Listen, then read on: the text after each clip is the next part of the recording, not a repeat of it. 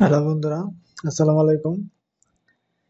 আজকে তোমাদের সাথে শেয়ার করব কিভাবে সরকারি হাই স্কুলে ষষ্ঠ শ্রেণীতে ভর্তির আবেদন করা হয়। এখন বর্তমানে সকল আবেদনই অনলাইনে করতে হয় সরকারি হাই স্কুলে। তাহলে আজকে দেখবো আমরা সরকারি হাই স্কুলে অনলাইনে কিভাবে ভর্তির আবেদনটা করা হয়। তো প্রথমে আমি একটা ব্রাউজার নিব, গুগল ক্রোম ব্রাউজারটা আমি নিলাম। এখন এখানে সার্চ বারে আমি লিখব জিএসএ ডট টেলিটক।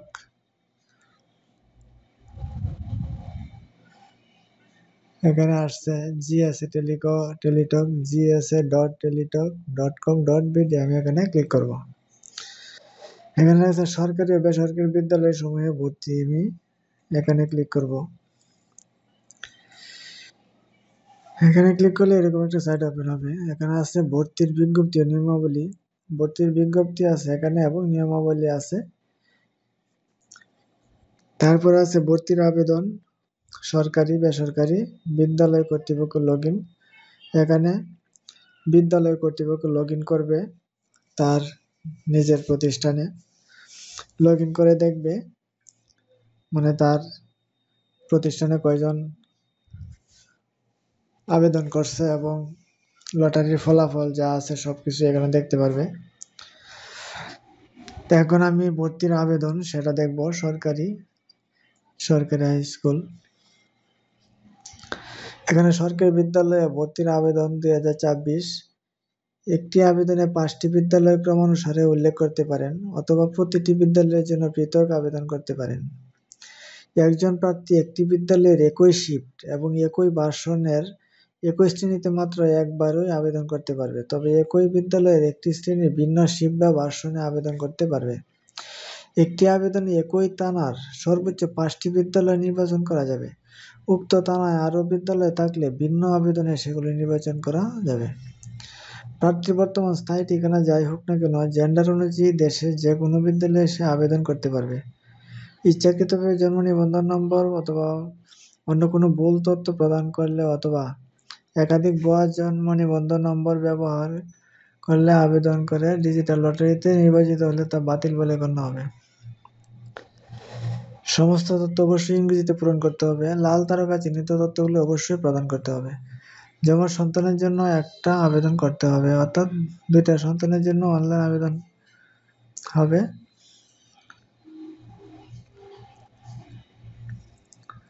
একটি 2টা সন্তানের জন্য অনলাইন আবেদন হবে একটা। তাই আমরা মূল আবেদনে চলে যাই, কিভাবে আবেদন করতে হয়। এখানে আছে নাম, শিক্ষার্থীর পুরো নাম এখানে লিখতে হবে ইংরেজিতে। তারপরে এখানে আছে জন্ম তারিখ, এখানে জন্ম তারিখটা দিতে হবে, জন্ম নিবন্ধন নাম্বারটা দিতে হবে। তারপরে জেন্ডার সিলেক্ট করতে হবে, বালক হলে বালক, বালিকা হলে বালিকা। আমি বালক সিলেক্ট করলাম। শিক্ষার্থীর ধর্ম সিলেক্ট করতে হবে, হিন্দু হলে হিন্দু, ইসলাম হলে ইসলাম, খ্রিস্টান হলে খ্রিস্টান, বৌদ্ধ হলে বৌদ্ধ, অন্যান্য হলে অন্যান্য। আমি হিন্দু দিলাম। তারপরে মোবাইল নম্বর দিতে হবে। মোবাইল নম্বর আবার লিখুন, মানে একই মোবাইল নম্বর 2বার লিখতে হবে। এখানে আছে পিতা এবং মাতা বর্তমান থাকলে অভিভাবকের তথ্য প্রয়োজন নাই, তবে পিতা অথবা মাতার অবর্তমানে অভিভাবকের তথ্য বাধ্যতামূলক। পিতার নাম লিখতে হবে, এখানে পিতার এনআইডি নম্বর দিতে হবে। মাতার নাম লিখতে হবে, মাতার এনআইডি নম্বর দিতে হবে। অভিভাবকের নাম দিতে হবে, অভিভাবকের এনআইডি দিতে হবে। যদি পিতা মাতা জীবিত থাকে তাহলে অভিভাবকের প্রয়োজন নেই। তারপরে আমি স্ক্রল করে একটু নিচে যাবো, এখানে শ্রেণী দিব। ষষ্ঠ, সপ্তম হলে সপ্তম, অষ্টম হলে অষ্টম, নবম হলে নবম। তারপরে পূর্ববর্তী স্কুলের নামটা এখানে দিতে হবে লিখে, পূর্ববর্তী স্কুলের নাম। তারপরে পূর্ববর্তী শ্রেণী পঞ্চম, যদি ষষ্ঠ শ্রেণীতে ভর্তি হয় তাহলে পঞ্চম শ্রেণী, সপ্তম হলে ষষ্ঠ, এভাবে লিখতে হবে। এখানে আছে বিস্তারিত ঠিকানা, এখানে জেলা এবং থানা লেখার প্রয়োজন নেই, শুধু ঠিকানাটা লিখতে হবে। এখানে জাস্ট ঠিকানা লিখতে হবে, বিভাগ সিলেক্ট করতে হবে, বিভাগ ময়মনসিংহ হলে ময়মনসিংহ, জেলা আমি নেত্রকোনা দিলাম, থানা আমি মোহনগঞ্জ দিলাম, পোস্টকোড মোহনগঞ্জের পোস্টকোড দিতে হবে 2446 দিলাম। সেম এই জায়গায় স্থায়ী ঠিকানা লিখতে হবে, বর্তমান ঠিকানা এবং স্থায়ী ঠিকানাটা এখানে লিখতে হবে। বিভাগ সিলেক্ট করতে হবে, জেলা সিলেক্ট করতে হবে, থানা সিলেক্ট করতে হবে, পোস্টকোড সিলেক্ট করতে হবে। তারপর আছে এখানে ভার্সন, কোন ভার্সন, বাংলা ভার্সনে করবে না ইংরেজি ভার্সন, আমি বাংলা ভার্সন দিলাম। যে এলাকার বিদ্যালয়ে সমূহে আবেদন করতে চান সেগুলোর বিভাগ, জেলা ও থানা নির্বাচন করুন। একটি আবেদন শুধুমাত্র একটি থানার বিদ্যালয়গুলিকেই নির্বাচন করতে পারবেন। মানে একটি আবেদনে শুধু একটা থানার ভিতরে যেটা প্রতিষ্ঠান আছে সেই প্রতিষ্ঠানগুলো সিলেক্ট করা যাবে। আমি বিভাগ সিলেক্ট করলাম ময়মনসিংহ, জেলা নেত্রকোনা, থানা মোহনগঞ্জ দিলাম। এখন এই জায়গায় আমি সিলেক্ট করব, দুইটি বিদ্যালয় পাওয়া গেছে মোহনগঞ্জ, মোহনগঞ্জ পাইলট আর একটা Mohanganj pilot government high school, একটা প্রভাতী আর একটা দিবা, মানে দুইটা শিফট, একটা প্রভাতী আর একটা দিবা, এই দুইটা শিফটে আবেদন করা যাবে মোহনগঞ্জ পাইলট স্কুলে। জায়গায় সিলেক্ট করে দিতে হবে, মোহনগঞ্জ দুই জায়গায় সিলেক্ট করে দিতে হবে।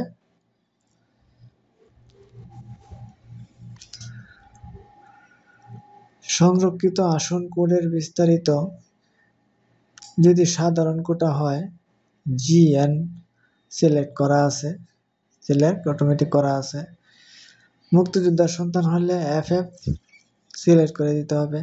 শিক্ষা মন্ত্রণালয়ের কর্মকর্তা কর্মচারী হলে ME, সরকারি বিদ্যালয়ের কর্মকর্তা কর্মচারী হলে TS, প্রতিবন্ধী হলে DIS, প্রতিষ্ঠান সংলগ্ন এলাকা হলে CA, সরকারি প্রাথমিক বিদ্যালয়ের ছাত্রছাত্রী হলে গভ, ভাই বোন হলে SIB, যমজ একই তারিখে জন্মানো হলে TWN, তালবলিল্লা বোর্ডিংয়ে অবস্থানরত শিক্ষার্থী হলে LB, এগুলো সিলেক্ট করে দিতে হবে। তারপরে সর্বশেষ আছে একটা ছবি দিতে হবে 300x300 এবং এটার সাইজ হবে 100 কিলোবাইটের নিচে। এখানে ব্রাউজ করতে হবে, যে ফোল্ডারে আছে সেই ফোল্ডার থেকে ছবিটা এখানে দিতে হবে। তো মূলত আবেদনটা এ পর্যন্তই, আর কোনো কিছু না, এইগুলো তথ্য দিয়েই মূলত সাবমিট করতে হবে। এই যে তারপরে এখানে ক্লিক করতে হবে, আমি অঙ্গীকার করছি যে উপরে প্রদানকৃত সকল তথ্য সঠিক লিখে সাবমিট করতে হবে। সাবমিট করার পরে একটা পেমেন্টের অপশন আসবে, সেই পেমেন্টের অপশনে গিয়ে নির্ধারিত একটা ফি আছে, সেই ফিটা জমা দিয়ে দিতে হবে। জমা দিলে কাজ কমপ্লিট। তারপরে লটারি হলে লটারির ফলাফল দেখলেই চলবে। তাহলে বন্ধুরা আজকে আমরা দেখলাম কিভাবে সরকারি বিদ্যালয়ে ভর্তির আবেদন অনলাইনে করা যায়, সেটা পুরোটাই আমরা দেখলাম। আমার চ্যানেলে যদি নতুন হয়ে থাকো চ্যানেলটা অবশ্যই সাবস্ক্রাইব করে রাখবে যাতে পরবর্তী ভিডিও নোটিফিকেশন চলে যায়। তাহলে আজকের ভিডিও এই পর্যন্তই, সকলকে ধন্যবাদ।